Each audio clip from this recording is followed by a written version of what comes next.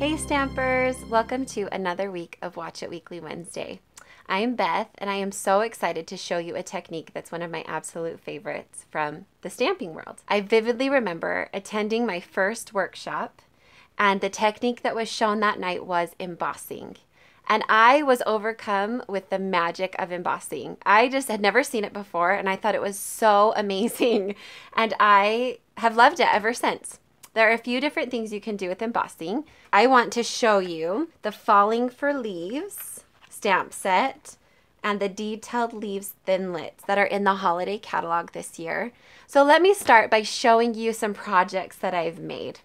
I started with just embossing this big leaf.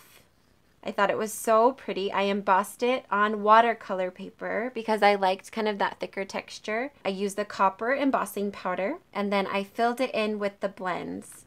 And the colors that I've kind of chosen for my projects today are Cajun Craze, Old Olive, and Mango Melody. And then I used copper and I used crushed curry and just some kind of natural type colors in there as well. So you'll see those same colors throughout all the projects that I'll show you today. We carry copper embossing powder, which I've used here and here on this leaf. We also carry this awesome copper metallic thread. Just kind of gives it a little hint of that metallic look. And then we carry this copper glimmer paper also in the holiday catalog. And it just gave it a little pop that I loved so much. So then I went on to a different technique that's called Emboss Resist. This is a very vanilla piece of paper here, and I embossed it in clear embossing powder. The thing I like about embossing with the clear is that it pulls the color from behind. So this looks a little more vanilla than what the white would because it's pulling the vanilla from behind. And then I took sponge daubers, which are these little tools here. They fit right on your finger. And you can just rub, rub, rub and color in the colors that you want to do. I used crushed curry and Old Olive and Cajun Craze on this one. And I just thought it turned out so pretty and fall-y. I used another little technique here with the embossing powder. I used, again, the copper embossing powder. And I took my paper here and pushed it onto my Versamark pad and then put the copper embossing powder on when my ink was still kind of wet as well, and it grabbed on to that ink, and then it just kind of gave it a little spattered look, which I loved. I thought that was really fun. Right now, metallic is so in, and I think for fall, it's the perfect time to use it. It's a little harder for Christmas time for me, and so I was really inspired for the fall. We have copper foil paper, we have copper ribbon, copper metallic thread like I showed before. We have copper embossing powder and then the copper glimmer paper like I talked about before. And I think this stamp set and these thinlits just work really well with those things. I wanted to show you the difference in this technique with the Emboss Resist. I used white on this one and I used the clear on this one. So the clear pulled a little bit more of that vanilla color that came through and the white is just white. So kind of depending on what the look is that you want, you could decide which one you want to use. So there's that one. I love in the thinlits, they have this really, really pretty little lattice right here on the edge. It was really cute and I really liked working with that one. I also took one of our baker boxes. This is new in the holiday catalog as well, which I love. And I embossed right onto the window. And then I took my Stampin' Blends, these same colors that I'd used on my other projects, and I colored on the inside and the back, or on the inside and the front of that leaf so that it would pull the color through. It looks a little window painty. It's a little bit messy, so it's not perfect.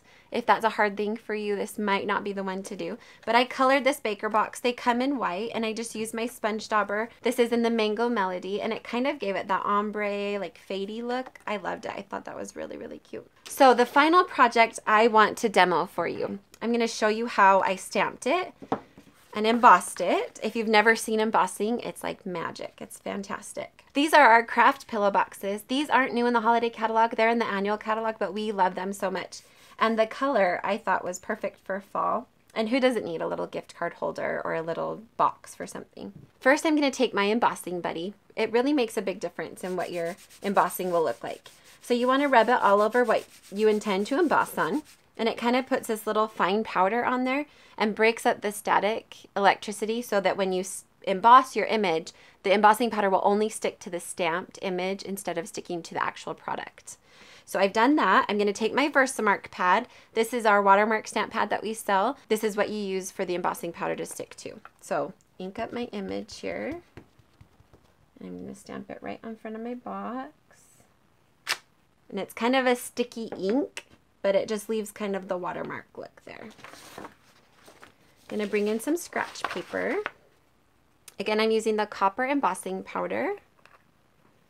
I'm just going to dump it right over my image. And then tap it off onto my scratch paper. I've also folded my scratch paper in half. That gives it a little bit of a well to dump back in once you've got your image coated there. So there's the before. And I'm going to show you how I put this back in because this is the best way that I've found. Pick up your paper that's folded in half and you've got a little trail for it to follow. And then you can just dump it right back in there. An embossing powder should last quite a long time because you just use such a small amount on each project. So now I'm going to bring in my embossing gun. Stampin' Up sells a great heat tool. This is an older model that we have, but the newer ones are awesome. They have 2 heat settings, one that you can use just to like set a project if you've sponge something or if you spritz something, and then it has one that's stronger for embossing. We've had people ask us if they can use their blow dryer to emboss or other things. It just doesn't get hot enough. So if you are serious about embossing, you'll want to invest in a really nice heat tool, and we carry a great one. So then you'll start your embossing. You can see the image start to melt a little bit there. You get metallic. It's like magic. Just like that.